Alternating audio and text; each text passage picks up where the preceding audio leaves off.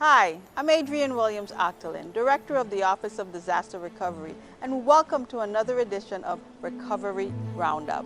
Today, I'm on the steps of Government House on St. Thomas, where we'll get a sneak peek of all of the repairs that were done following the damages caused by Hurricanes Irma and Myrah. But before we do that, let's check in with Laurissa Ellis and get the latest on the recovery efforts across the territory. From the WTJX studio on St. Croix, I'm Laurissa Ellis. After being closed due to extensive hurricane damage in 2017, the only emergency outpatient clinic on St. John has been approved for full restoration. Darryl Smalls, Executive Director of the Territorial Hospital Redevelopment Team, is on location to tell us more. The Myrah Keating Smith Community Health Center, as we know, was severely impacted following Hurricanes Irma and Myrah. We recently also received through the Federal Emergency Management Agency, or FEMA, the declaration that we will receive funding for the complete replacement of the Myrah Keating Smith Health Center. The first steps of which we've already began was the execution of the contract with the Smith Group. We had our kickoff meeting last week, and this week we will begin our first of many weekly contractual meetings as we develop the program for the Myrah Keating Smith replacement. We'll be engaging the community. We'll be engaging the medical staff of the Myrah Keating Smith Health Center, as well as the Schneider Regional Medical Center. One of the greatest challenges, of course, that we have here on the island of St. John is because of its location, its unique location. However, we know that working with all of the government entities and our board, that we will move post-haste for this project. It is our hope that we will have the plans and specifications completed within the next 12 months. During that period, we'll have a number of community meetings, town meetings, of which the community will also be involved in the development and ultimately the design for this new facility. Shortly after the plans and specifications are completed, or I should say simultaneously, at some point we will begin the demolition or the internal demolition of the facility. That way will enable us to move post-haste once the final drawings are completed. We anticipate that this project will not exceed more than 36 months. From start of demolition to the final occupancy and opening of the facility. This is a very important facility, just like all the other facilities throughout the entire territory. And the residents of St. John, I want you to rest assured that we are committed to ensure that we provide a quality facility with the state-of-the-art equipment that will be able to serve the people of St. John and all visitors too for many years to come. The restoration of the Myrah Keating Smith Health Center is anticipated to begin in the summer of 2022 and should be finished by December 2024. FEMA's Public Assistance Program awarded the Department of Planning and Natural Resources $705,000 to complete repairs and replace damaged contents at the Enid M. Baugh Public Library and Archives on St. Thomas. So far, $5.7 million has been obligated for the restoration of public libraries across the territory. Baschulte Architecture has begun the necessary design work for the project. A construction solicitation will be issued this November to secure a contract to fully restore the facility by November 2022. The Office of Disaster Recovery thanks FEMA for this award and looks forward to the completion of all the territory's libraries by January 2023. The St. John Community Foundation's Win Retrofit program is back on track after supply chain delays caused by the COVID-19 pandemic. Foundation Representative Ian Samuel and Deputy Hazard Mitigation Officer Linda Maratia gives us an update. I'm excited to showcase this public-private partnership between the Virgin Islands government, the federal government, and the St. John Community Foundation, which is a 501c3 organization, nonprofit. We have combined forces to help our most vulnerable residents on St. John. Today we're here to actually give you an update on one of the programs that are happening in the island of St. John. The St. John Community Foundation was awarded $7,030,000 under the FEMA Hazard Mitigation Program for the St. John Wind Residential Program. This program will wind retrofit 97 homes on St. John and will strengthen these homes against hurricane-force winds, debris, rain, and other related hazards. The scope of work in this program includes structural rebuild of roofs or strengthening of existing roofs, protecting buildings, openings, windows and entry doors, shutter installations, To date, the program has completed preliminary assessments of 33 of the 97 homes and have conducted structural engineering assessments for 12 of the 97 homes. Currently, the details of the 97 homes, 7 of the 97 homes have gone through the bidding and the award process. To date, 2 homes are at 100% complete, 3 are over 90%, and 2 are currently in progress. The next block of 5 homes will go through the RFP process and is currently being prepared by the St. John Community Foundation. The period of performance for this project is March 7, 2024.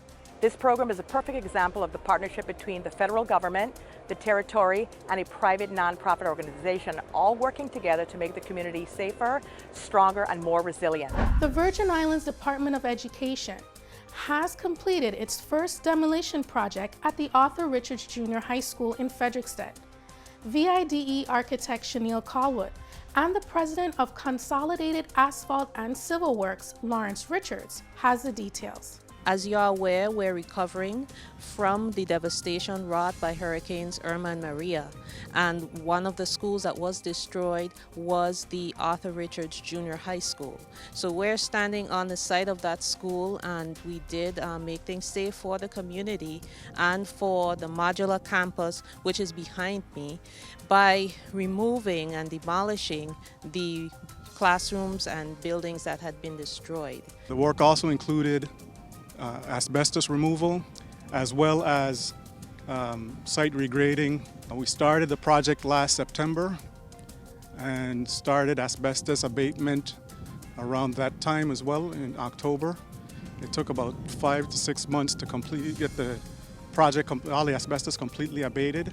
Around June of this year, we extended the contract to do all of the site grading, all of the drainage. I'd also be remiss if I didn't express my gratitude to my staff, to the folks, Ruben Velasquez, Halvar Berg, Buddy Berg, and several others on the staff who were out here running this project for me. The next step is to also demolish the Evelyn Williams School, and that is going to be the site where we rebuild the new Arthur Richards School. When we rebuild it, it will be a pre-K to 8 school. We'll have separate buildings and learning communities for the upper grades and the lower grades, and we'll have a separate building just for our littlest ones, our pre-kindergarten students. The Department of Finance was recently obligated $4.7 million to refurbish their offices on St. Thomas. Assistant Commissioner Clarina Modeste Elliott tells us more. The Department of Finance is the financial hub of government operations. After the 2017 storms, the facility suffered extensive damage and operational capacity was severely impacted. This obligation will cover repairs to all 5 buildings and the parking area. Renovating the existing structures on St. Thomas is critical to the department goals of augmenting personnel and streamlining internal operations. The Department of Finance is grateful for this obligation and will utilize these funds to ensure that our buildings are structurally sound and able to continue operations when faced with inclement weather. Springline Architects is scheduled to begin working on the new facilities design before the end of the month, and drawings should be finalized by May 2022. Once complete, the project will be put out to bid. Business owners, contractors, and consultants interested in doing business with the recovery should visit the ODR website for an up-to-date list of open bid announcements and detailed information. This month, the Department of Property and Procurement is soliciting proposals from qualified contractors for the Lagoon Street Complex and the Hovensa Vocational Training Facility. Bids are also out for the Sproul Library on St. John and the Swan Correctional Annex on St. Thomas. For more information on these and other open bid announcements, as well as up-to-date news on all disaster recovery projects in the territory, log on to www.usviodr.com. And welcome back. I'm here with Dave Davis, Special Assistant to the Governor for Facilities and Other Special Projects, and Eric Cousin from J. Benton Construction, who led the charge to be able to rehabilitate Government House. Now, I know this is a $5 million project. Let's talk about some of the funding that went into making this possible. First of all, thank you for being here, ODR Director Adrienne Williams-Octalien. Really appreciate you doing this. It is a mostly federally funded program. We call it 90-10. So it's 90% federal, 10% local. Sure, and then we know that there's a lot of local funds that went into getting the project started because the project is not yet obligated. So it's on a reimbursement basis, and you've been working with FEMA to get us to this point. And when do you anticipate we'll get an obligation? Well, I think the last bit of information they requested from me, I turned that in about 2 weeks ago. So they told me it's going to something called a CRC phase, which is where I guess they actually give us the estimated amount of the grant based on the information submitted. Okay, so. Great. All right, well, because of that funding, we were able to do a lot of modifications to the government house facilities. Some things were here, some things are not here anymore. Tell us a little bit about what we did here to make it more resilient. Well, two of the major things we did, we had to upgrade the facility to ADA compliance. And as we uncovered during demolition, there were many structural issues, things that were not built to current codes that had to be fixed. Put a new elevator, full-size elevator right in the middle of the building through an historic cistern. 2 ADA lifts to get you from street level to elevator level. Complete replacement of the electrical, plumbing systems, state-of-the-art infrastructure for information technology. And I know being able to do that, putting an elevator in a condemned cistern could not have been a task that J. Benton took on by itself. Who all did you work with in order to make this happen? Well, yeah, we didn't even know that cistern existed when we came up to it. And that and just the whole project was an incredible team effort with the Office of the Governor, Public Works, the State Historic Preservation Office, Jeridian Design Group, the JBC team, and all our subcontractors. So we know J. Benton has been doing a lot of recovery work across the territory. What has been your experience thus far? Well, I think the Office of Disaster Recovery has done an incredible job making sure that the funds are flowing so that we can keep moving. Public Works has been there every step of the way with us, as has the Office of the Governor. What are the plans for opening Government House? Well, as it stands right now, the facility is substantially completed. We're currently working on the furnishings and expect to have the opening sometime in January of next year.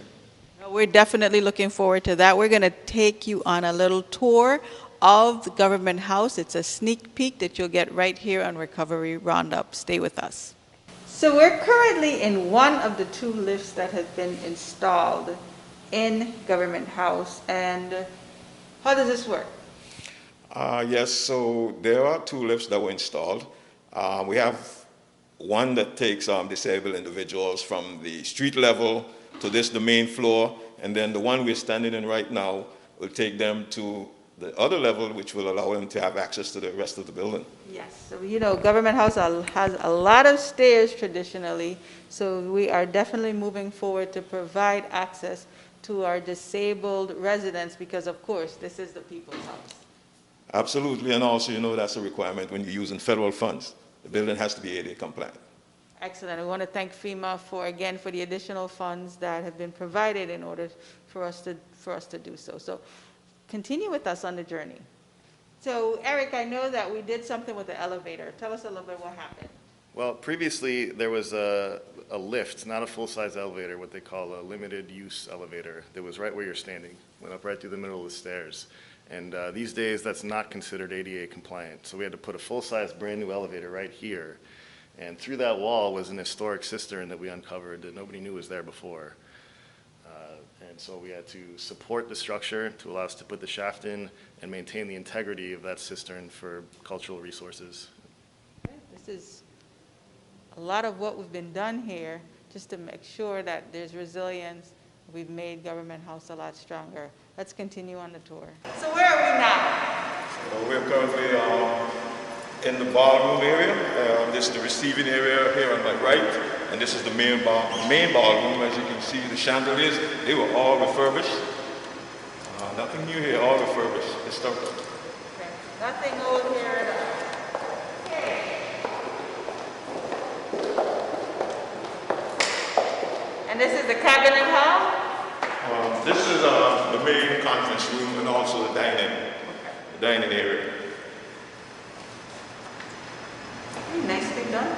Beautiful chandelier. Again, the chandeliers were the original that were refurbished, sent away by J. Benton, took care of them. Nice work. So Davis, thank you for hosting another edition of Recovery Roundup. It was my pleasure, Director, and let me say, without the efforts of the ODR office, we would not be here today. Well, we will continue to serve. And Eric, another quality product from J. Benton Construction. Oh, thank you, Director. We're proud of the work we did, and the team at J. Benton Construction is committed to doing our part in recovery of the VI. Wonderful. Well, you can continue to stay updated with what's going on with the recovery by tuning in to Recovery in Focus every third Thursday on WTJX Channel 12, or also visiting our website, www.usviodr.com. I'm Adrienne Williams-Octalien. We will continue to build a legacy of resilience. Thanks for watching.